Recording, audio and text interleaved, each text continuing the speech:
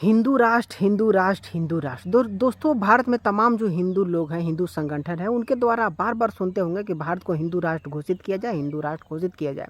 लेकिन हिंदू राष्ट्र घोषित क्यों होगा, आखिर क्यों किया जा सकता है और कैसे किया जा सकता है, यदि खुद जो हिंदू है वो कभी हिंदू बनेगा ही नहीं। हिंदू बनने के लिए हमें क्या करना चाहिए? तो यार, हिंदू बनने के लिए हमें जो मुसलमानों के साथ भाईचारा है उसे ख़त्म करनी चाहिए।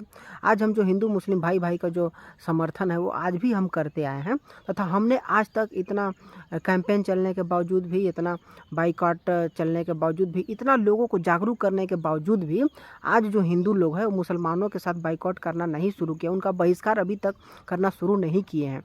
और यदि एक सच्चा जो हिंदू है वो यदि बाइकॉट नहीं करेगा, हिंदू को अपना हिंदू भाई को, जब हिंदू होकर के अपने हिंदू को अपना भाई नहीं मानेगा, तो आखिर हम अच्छा सच्चा हिंदू कैसे बन सकते हैं?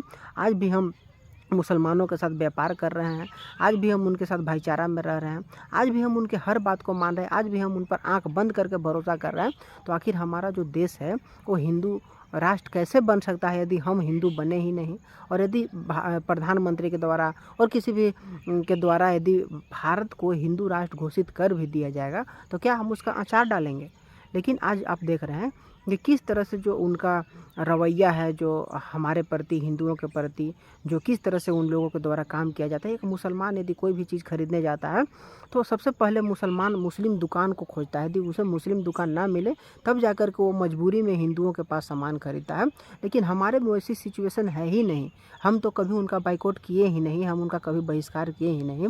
उनके कुरान में जो दिन भर में 5 बार बताई जाती है ना, पढ़ाई जाती है, तो उसमें यही बोला जाता है कि तुम्हें 1 रुपया का एक भी चीज़ गैर मुसलमानों के साथ नहीं खरीदना है। लेकिन हमारे धर्म में ऐसा कभी भी नहीं है और हमें ऐसा कभी बताया ही नहीं जाता कि हमें किस तरह से उसका बाइकआउट करना है, किस तरह से बहिष्कार करना है। बहुत सारे ऐसे लोग हैं जो बोलेंगे कि यदि हम उनका बहिष्कार करेंगे तो हम आखिर बहुत सारे चीज़ है जो खरीदेंगे कहाँ? और यदि आप ऐसा आपको सिचुएशन का सामना करना पड़ रहा है तो आप हिंदू हैं ही नहीं।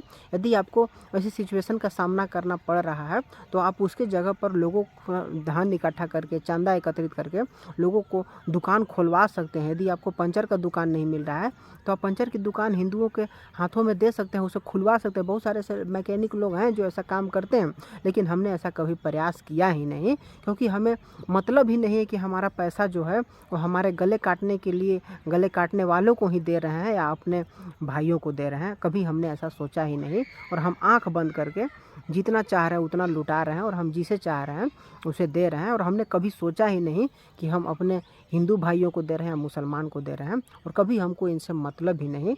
और यदि हमें मतलब ही नहीं तो हम सच्चा हिंदू किसके हैं यार?